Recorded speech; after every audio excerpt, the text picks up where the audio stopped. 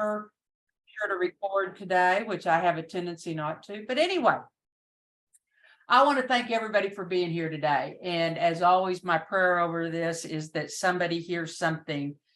Everybody knows I come from a little different perspective when I give these, but it's an opportunity. I can tell you what I think.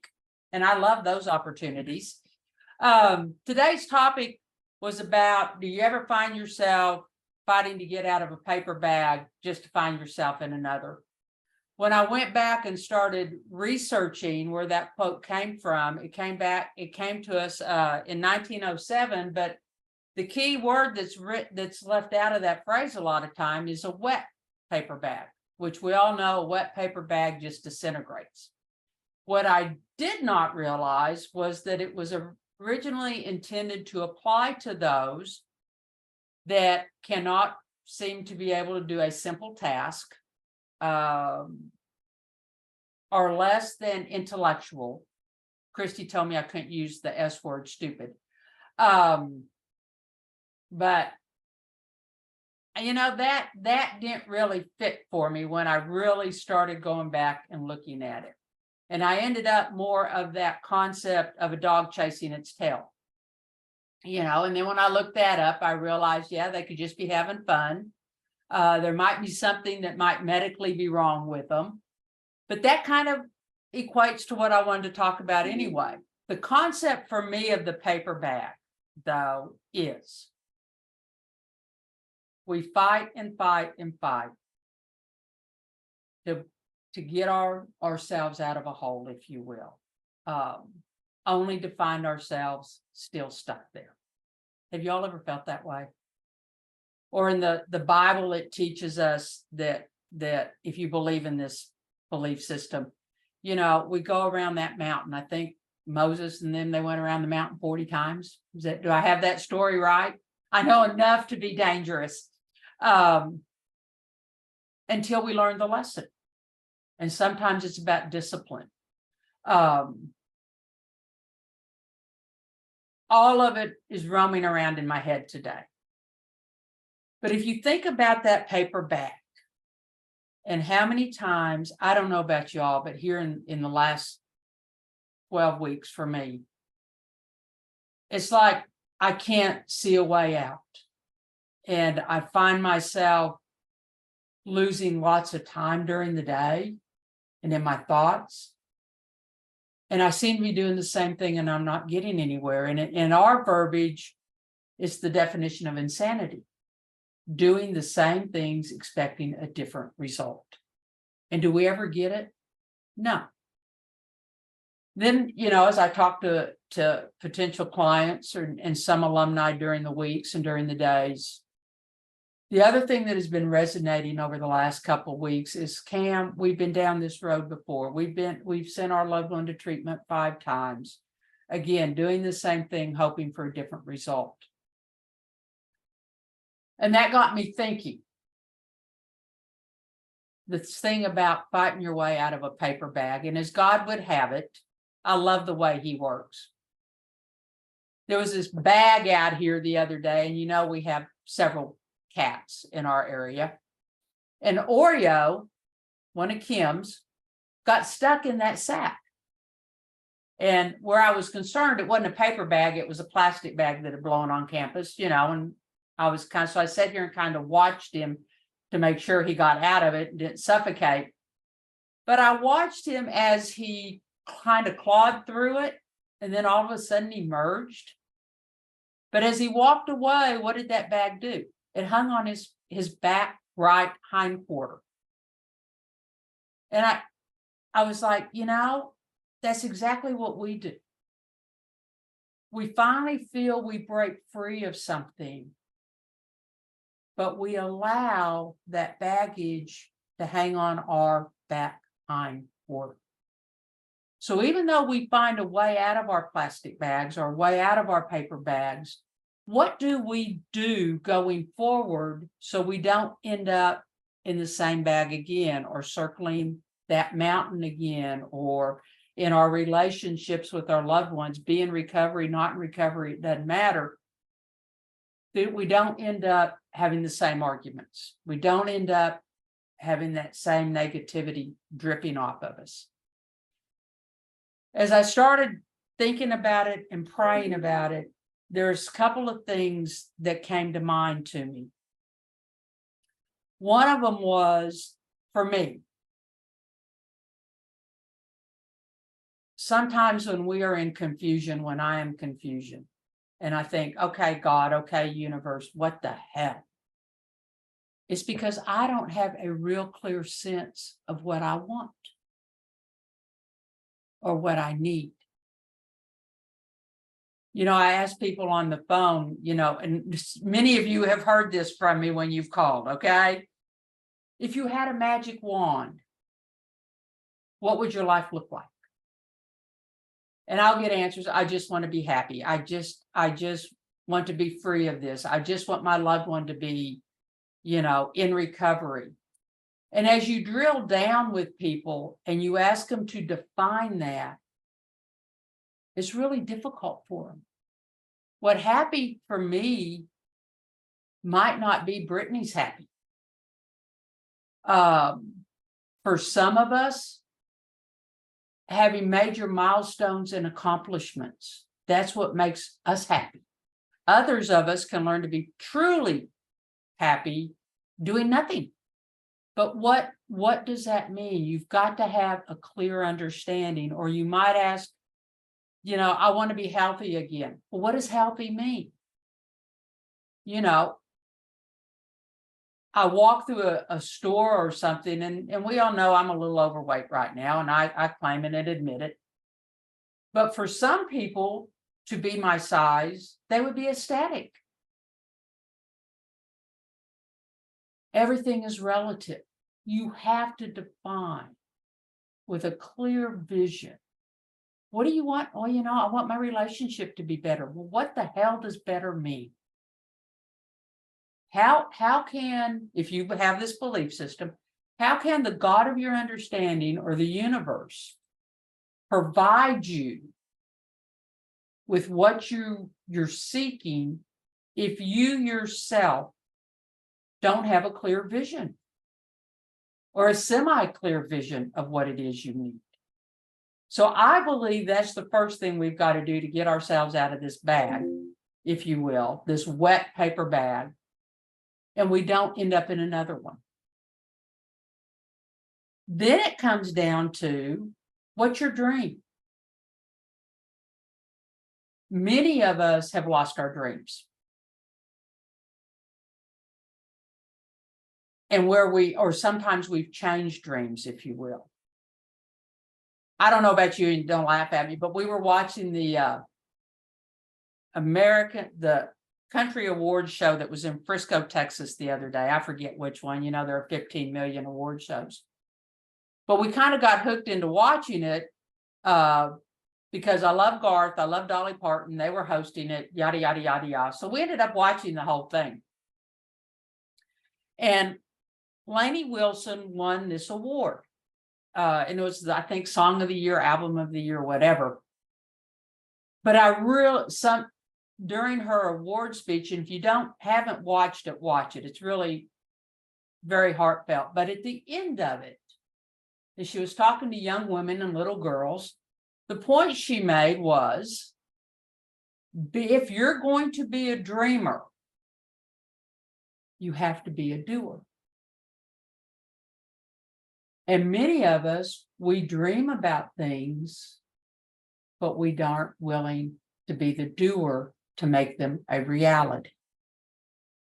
You can be a dreamer, but if you really want those dreams and you have them clearly defined, you want them to become a reality, you also have to be a commitment, be a doer. I was reading a thing today that says, you know, and I've never looked at it this way, but discipline is really discipleship. And if you have a dream, a calling, you have to be a disciple of that calling. I think that's why Shades has been here for so long. We all have bought into, those of us that are here and those of you that participate on Tuesday nights and you come here every Wednesday and you come to intensives and all that, you have bought into the discipleship. Many of you, when you've left, one of my favorite phrases is spread the gospel, spread the word of shades. You've bought into that discipleship. Discipline comes into, do I do the things every day that I need to do? And you can apply those to recovery and staying abstinent and staying sober.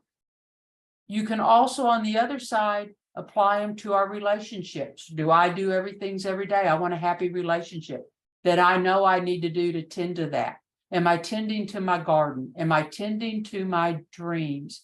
Am I tending to those things that in my belief system have been placed on my heart? And if we continue to do that, we find ourselves not chasing our tails and not running around in the wet paper bag. That bag are the stressors of our lives.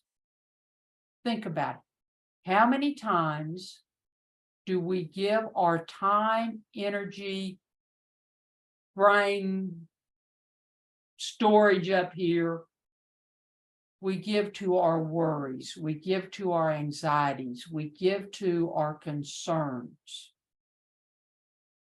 And that time is spent there rather than our time being spent if I know what my clear goal is, when I know what I really want in my life, what I want to manifest into my life. If I'm disciplined in that and keeping my thought on that positivity, it's amazing how much more we get done.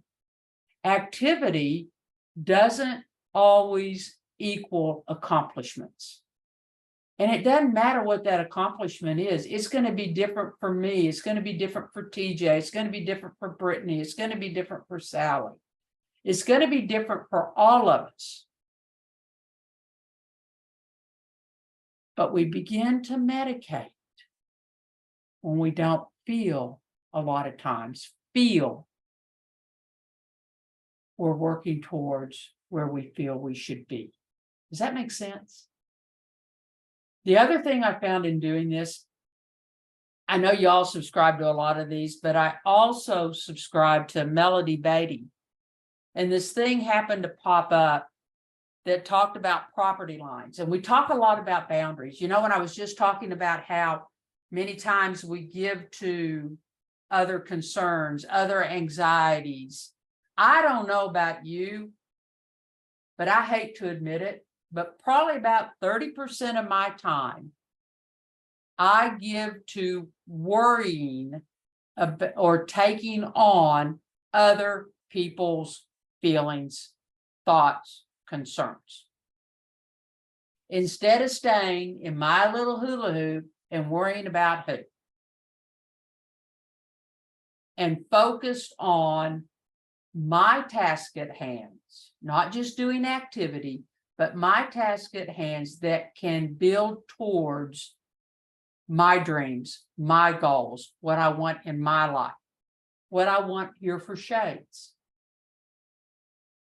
And we talk about boundaries. You know, yeah, I know what a boundary is. I've been here 27 years. I think I pretty well got it. However, this came into my life, and again, kind of like Oreo in the plastic bag, it talks about boundaries in the terms of property rights and property lines. I'm a very literal person on some things. And we're looking at a piece of property and what we want to do. So we happen to be what happened was, you know, we own several pieces of property in Buffalo Gap. Well, we own this beautiful piece of property over on East Street. And the yahoos that own the property behind are starting to clean it out. And in cleaning their land, they took down some of our trees. Not big ones. I'd really be irate. But, you know, we were over there one day and we drove by and we went, what the heck are they doing back there? So, being who I am, we'd had it surveyed years ago and I knew there were pins there. You would have laughed at us. So I got my little metal detector out there because, after 3 or 4 years, how those stakes and, leaves and stuff start to cake over. Had my little metal detector out there, and Christy had our stakes and our little hammer, and we found them, my God. But that thing about property line resonated with me. And the concept is what's mine, this side of that property line on the back side of East Street, this is ours. This is mine. That over there is yours. And what you do with that on your side of the fence line, on your side of the property line, that is absolutely your business. I may not like it, kind of taking away a little bit of the ambiance that piece of property had, but it's none of my damn business what they do with it. They own it. To bring that back to recovery and boundaries, this thing, and you can find it on melodybeatty.com, property lines. I won't read the whole thing, but I just want to read the first couple of parts so you kind of get the gist of what I'm talking about. If another person has an addiction, a problem, a feeling, or self-defeating behavior, that is their property, not ours. If someone is a martyr, immersed in negativity, controlling or manipulating, that is their issue, not mine. If someone has acted and experienced a particular consequence, both the behavior and the consequence belong to that person. You know how I feel about the word of consequence. We always associate it with a negative thing.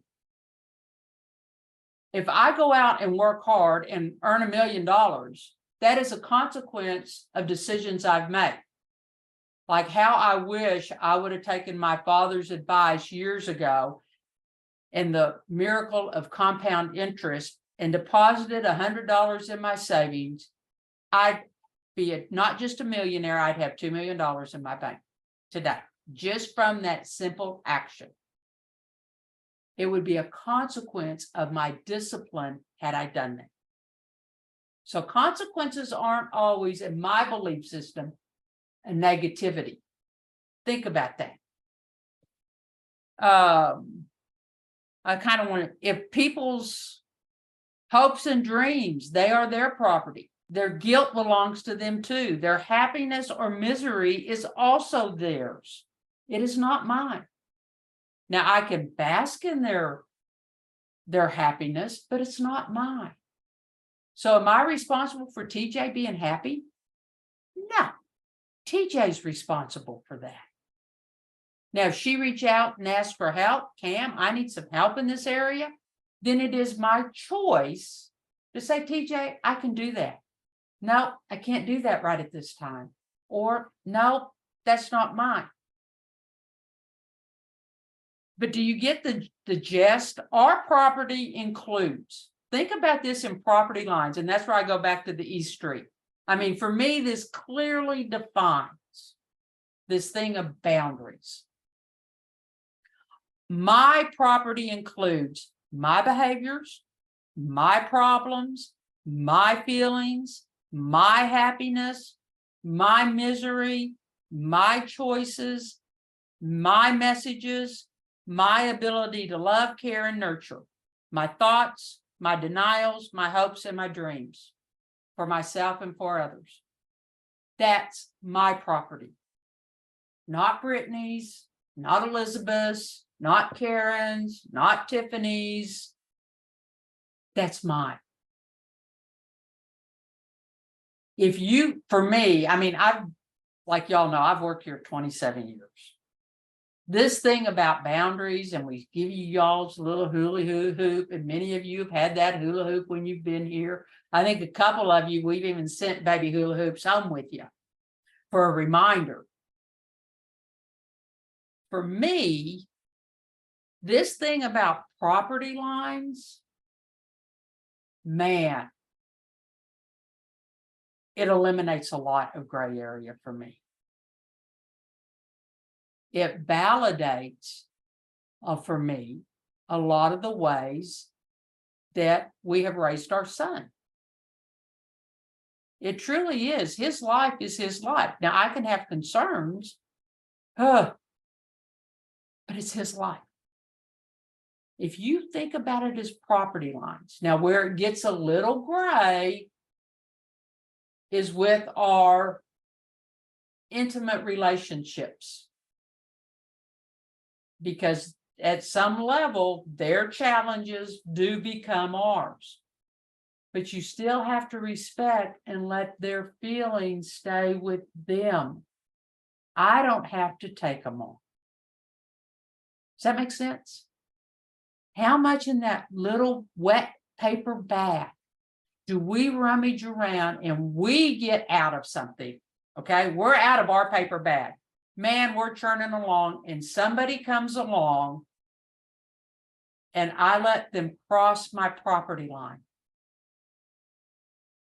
And in doing that, I'm sucked right back into that wet paper bag. Has it ever happened to you? Think about it. Think about in our recovery. We are going to our meetings. One of my, I don't like the story, but I learned so much from it. I had a gentleman here that worked for us. He was one of our techs. Loved the guy. Great guy. Recovery, had been in recovery, I guess, for 2.5 years when he came to work here. He was biding some time for him to get into school out here at TSTA to become a mechanic on airplanes, turbo, okay? Doing great, whatever. I get a call one Sunday morning. He hadn't showed up for work. So I came down here, did my deal. Finally, I tried to get a hold of him. I did my best not to reach out. At the time, he was living with his parents. That afternoon, I got a call from his mother. He had relapsed. He'd been pulled over the night before for driving intoxicated. I was like, what the hell? He was going to his meetings. He was doing the deal, had everything going for him. One of his old buddies came into town and he allowed himself to let that guy cross his property line. And he went out with him. And he told me later, I knew better. I knew I shouldn't have done it. But rather than being able to say no, because I thought I could go out with him and not drink, he allowed himself to be pulled back into that paper bag. Now, was it that his buddy's fault? Where we have a tendency to do what? Blame others? No. It rested with him and his property because he's the one that said yes. Think back in your own lives where you've been doing well, and then all of a sudden something shifts. And in a week or a day or whatever, you find yourself and you're like, how the hell did I get here? I don't know about you, but for me, a lot of the time, I have allowed someone to cross my property line. I haven't kept my fence up. And sometimes that fence can be a solid rock wall. Sometimes that fence can be, one of those big square wired fences where things can see through. And depending upon who the person is, sometimes we need the what? Solid 2-foot wide rock wall that nothing gets through. With those, we have intimate relationships or acquaintances, and I consider most of you on here of that, like with Brittany and TJ and Sally and Elizabeth and Tiffany and all of y'all, Joseph. my property line with y'all isn't a rock wall. It's one of those fence lines with the big wire squares where it vacillates back and forth. But at the end of the day, I can help y'all the best that I can, but I don't need to take your property on and make it mine. That is something over the last couple of weeks. Like I said, about 12 weeks, I've been kind of churning around and stuff. But that property line, when it came across, as I was thumbing through some back emails, and you know how you get those things from Melody Beatty, I went, that's it.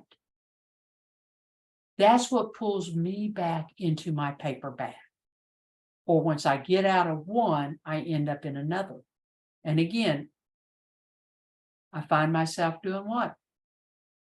Chasing my tail instead of being dedicated and disciplined and discipled to what I need to be for me and my family.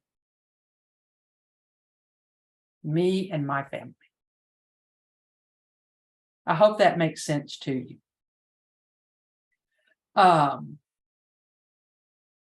You've got, I believe, and I'm in kind of the midst of this. It's amazing how my little advisor gives me these little topics and how close to home they hit of defining my dream. I'm 66 years old. I hate to admit that, Jesus. But what do I want in the next 30 years of my life? I'm going for 96, folks. That's my goal, 96. To get there, there are things I have to change today. I've been blessed that I haven't succumbed to any major illnesses or injuries or anything. There are not a lot of 66-year-olds that are as healthy as I am by the grace of God. I've kind of taken it for granted. You know, I actually went out and got a primary care physician this year. That hadn't happened in the last 40 years. Okay. I actually went out and did that. Those little changes that if I'm going to be here to harass Spencer for another 30 years, I've got to change now. I've got to start going back to the gym. I've got to start walking. I've got to do those things to maintain my dream, whether I don't want to do it or not, to be here in 30 years and be healthy and not be a burden. Let's be honest about it. I've got to make that change. If that's truly my dream, and then I've got to have the discipleship to it. And it's really not about Spence. It's a good excuse. It's really about me. It's that concept of taking care of the blessings my God has given me and not take them for granted. For me, the primary one is my health. And if you knew my family's history of cancer and other diseases, you'd know how remarkable it is I'm able to sit here and say that. And I've taken it for granted. I've got to make a change. And it's in any element of our life. We've got to clearly define what is our vision, what is our dream. Now, can it take on some different colors? Sure. You know, my favorite color is yellow. It's bright, it's happy, it brings joy to me. That can be a deep mustard, or it can be a bright, but there are different hues in it. That dream may take on different hues, but the dream is still the same. We've got to clearly define it if we expect the universe to buy into it. Your recovery, what truly does your recovery look like? And in supporting someone else's recovery, what are you really expecting? One of my other favorite stories is we had a gentleman come to us just distraught many years ago. Happened to be a friend, and their spouse was drinking a little bit too much. Let's put it that way. Severe alcoholic. Pam, you got to help me. Client comes to treatment, gets sober, gets into the program, went home. About 6 months later, the husband appears on my doorstep, just livid. What the hell did you do with my wife? What do you mean? This has changed. This has changed. This has changed. This has changed. And I said, yeah. And she's still sober. You've got to clearly define, what did you think? That she was going to react in the same way without drinking? We had this conversation. Yeah, but this isn't what I expected. Sometimes we can't have it both ways.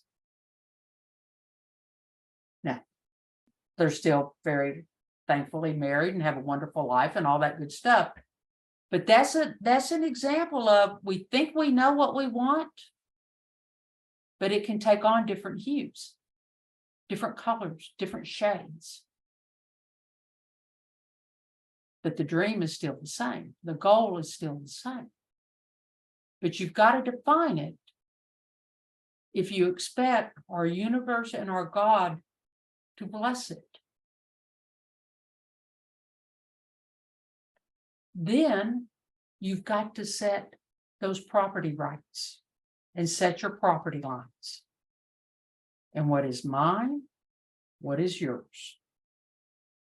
What am I responsible for? What am I not responsible for?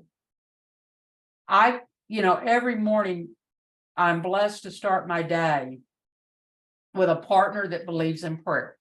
Okay. And there are things she prays for, and I'm like, there's no way in hell. But we can come together. But what her feelings and her prayers and her hurts are not mine. I can hurt for her. She can hurt for me, but they're not mine.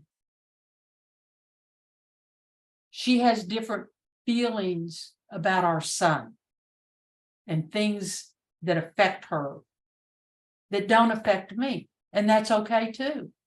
Sometimes I feel a little guilty about it, but that's okay too. Y'all know what I'm talking about in your relationships. Things will happen and I'll be like, Tennie, why is that bothering you? I don't get it. But I can respect she has those feelings. That doesn't mean I have to take them on. It's that way in any of our relationships. We can set the boundary or set the property line. And I don't know about you, but for me to give a piece of my real estate, of our real estate that we own, I'm not quite so willing to do that. Just that one little foot that guy came over our property line over on East Street, it irritated the hell out of me. Is it that really that big a deal? No, it's not. He's not building on it. He just took some of the little twigs down. Okay. But how often do I allow my mental capacity that I give it so freely? I give that property away. And then I wonder a week later why I'm back in my wet paper bag and I can't seem to get out of it. If you're going to be a dreamer, I love this. I'm going to get it up here on my wall. If I'm going to be a dreamer and I have my dream defined, I have to be willing to be a doer. And if I'm going to be a doer, I have to be disciplined and discipled to do the things some days I really don't want to do. But if I'm going to reach the dream, I've got to have the discipline to be the disciple to make them come true. That's where the God of my understanding, I believe, blesses the effort. And then there are those times, well, I don't know what the hell to do to get there. And I believe that's where if we pause and give a moment of meditation and a deep breath, if you don't get the answer, don't do anything. If you think about doing something and there's conflict there, you might need to rethink it. And that's when we do what we are taught in the program. If it's a major thing, we call 3 people that we trust, that know us, and we ask them for input. We don't ask them for the answer. We ask them for input. It's kind of like when you were little, I used to love to play with the food colors because I could make all sorts of different colors, adding different things. We ask for the input to come up with the dream, the final product. And will we try things that don't work? Hell yeah. But we tried. We were discipled and disciplined enough to try. And that's where things take on a different hue. But so many of us, and I'm guilty of this, I don't even try because I'm afraid I won't succeed. And consequently, where do I end up? In my little wet paper bag, not going anywhere. And that, for me, is the worst feeling of anything, is that I'm not going anywhere, that I'm just stagnant. So for me, if you decide, oh, I want to be happy, I want a life of abundance and health, I want a monetary abundance, I want this, I want that. You will truly come down to your wants when you start thinking about what do I have to be disciplined to do to make them come true. You will truly come down to the wants and desires of your heart. Very quickly. I want to be sober. I want to remain abstinent. Now, I'm not disciplined enough to get up and eat my breakfast this morning. You know, I'll applaud Brittany. She has fought to find something that fits for her, that helps her maintain her recovery. I'm kind of paraphrasing those things, but is it taking off exactly how she wanted it to? Probably not. But you know what? She's staying disciplined to the actions, laying a solid foundation where I believe it will take off for her. And in 6 months' time, be where she wants to be, or 2 months, whatever it is she's putting on herself. But she's disciplined to do what she needs to do today to make that become a reality. And I believe in synchronicity, that in doing that, all of a sudden, the doors fly open, the windows fly open, and boom, you're there. You better be ready. Anyway, to get yourself out of that bag, have a clear vision. Dream it, but be willing to be the doer to make it happen.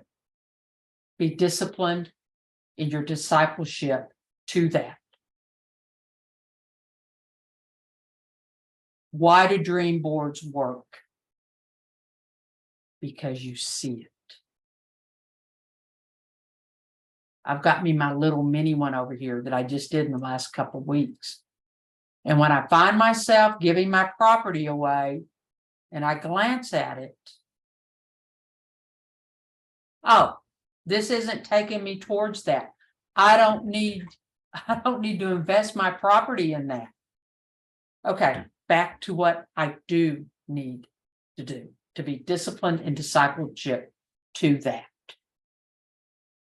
That's, for me, how you get out of that wet paper bag and prevent yourself from getting pulled back in. When Oreo got out of that bag the other morning and walked off, yeah, it was on his right flank, but what did he do? He stopped,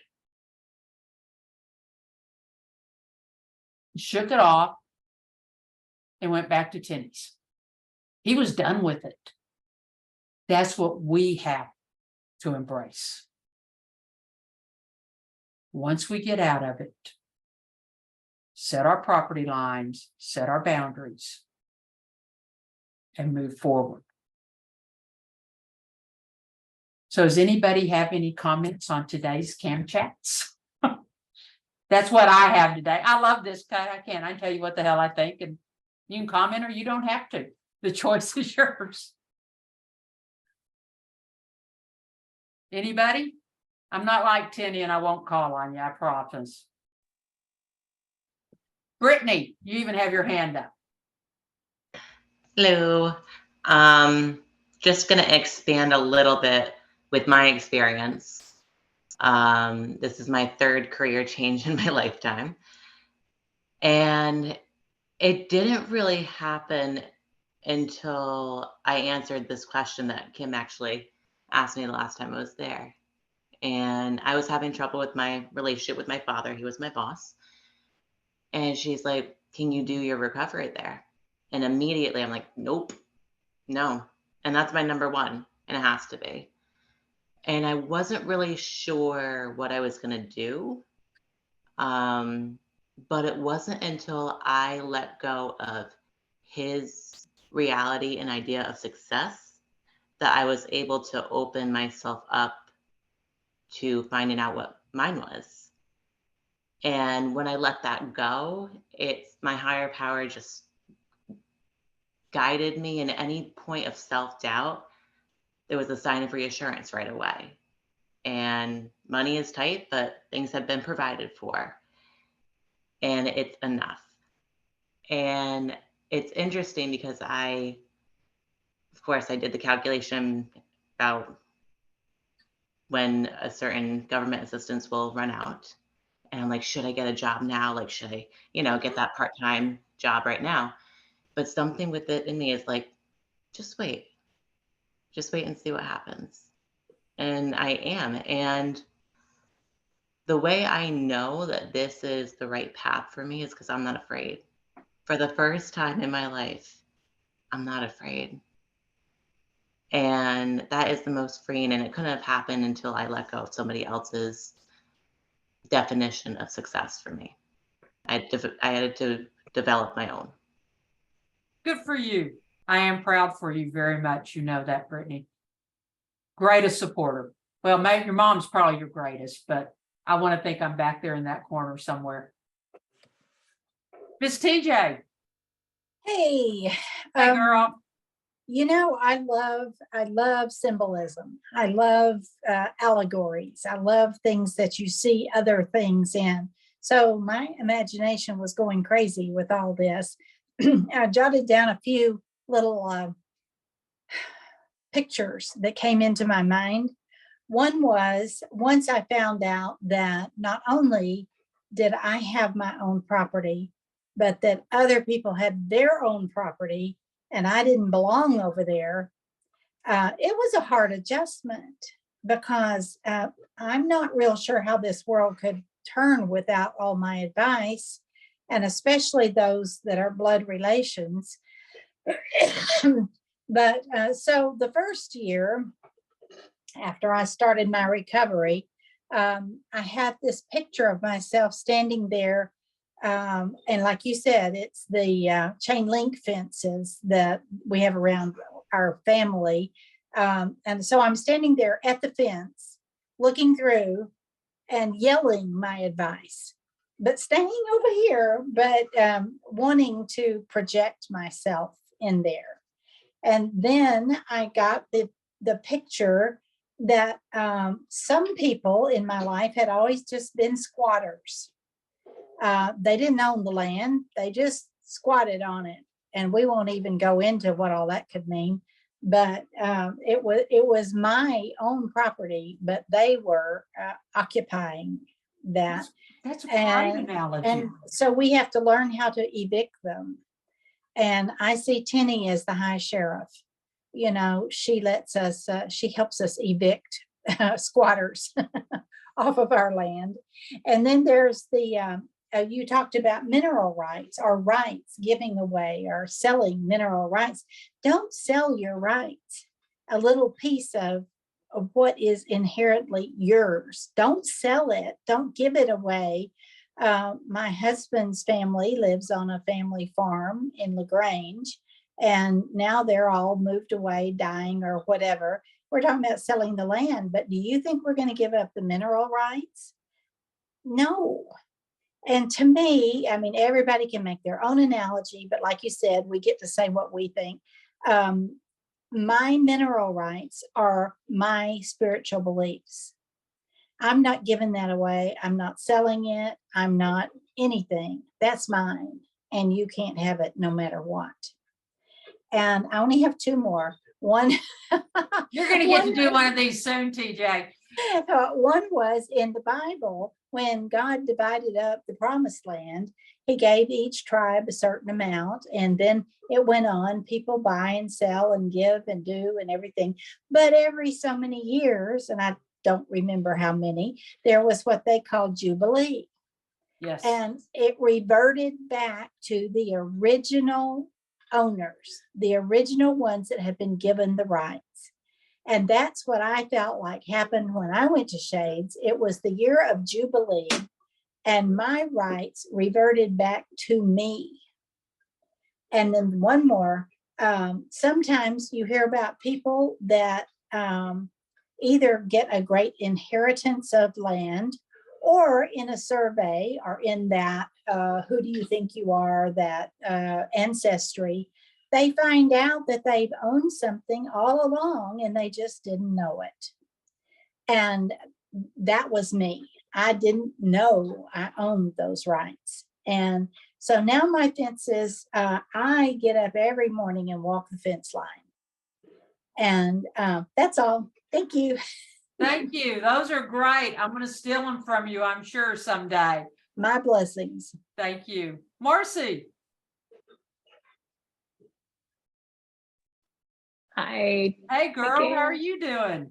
I'm so good. How are you? I'm great. It's good to see you. You too. Yeah, I so related. First of all, TJ, wow. That was awesome. But yeah, last fall I was like so struggling. I had been sober from alcoholism for 6+ years, almost, 6.5 years. But I was in the food and I could not figure out, I was so lost. And I was mourning, the right size body that I had gotten and just let go.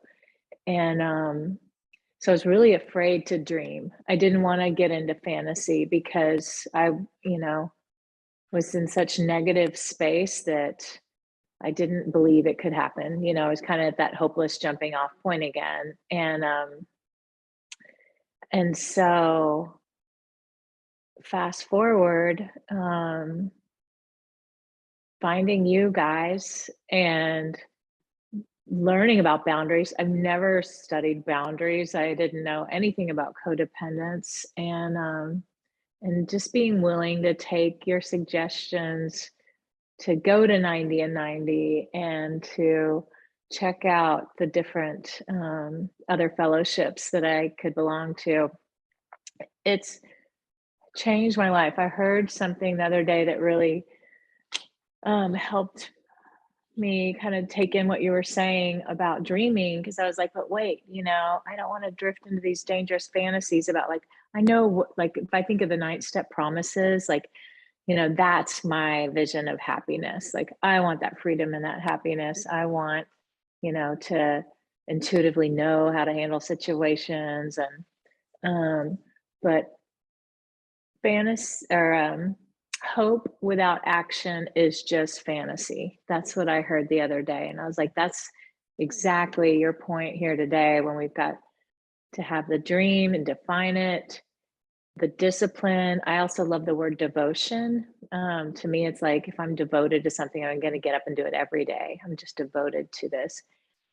That's what helps me work on my dream. So thank you for the permission, I was like, oh, I am going to do a dream board, because now I've got the action and the discipline to put behind that. So it's not just like wishful thinking, Yeah. The thing I found with it, and there is that, oh my God, could that ever happen?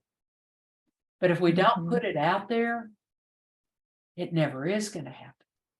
And I have, even in the last couple of weeks, having those pictures, the symbolism of it. Little things happen. Who that maybe perhaps, and maybe if it's not manifested in my lifetime, maybe in somebody else's lifetime. But yeah, oh, that's great. I like devoted. I'm adding that to my list. My list of words over here. I've got discipline. Yeah, I'm adding devoting to it. And yeah, that's awesome. And I added the year of Jubilee. I'm adding that to it too. Yeah, that was great. Thank you for sharing. Michelle, Good morning. good morning. I have attention deficit, so I'll go 1,000 different directions in 3 minutes. But I wanted to say I've survived because I was codependent, didn't take care of my health. I ended up with a ruptured appendix and didn't even go to the ER for 12 hours. I'm a early stage breast cancer survivor. And I have a daughter that we're realizing may be mildly autistic that was never found during school testing.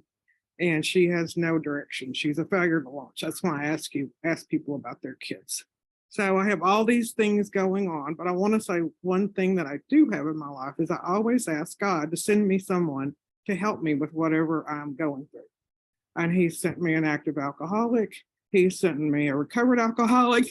He has sent me a wild female, that just has no boundaries that I'm dealing with, trying to rein in.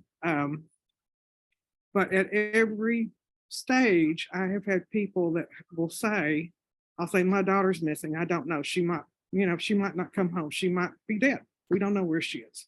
They would say, I will get on my knees and I will pray for you every morning.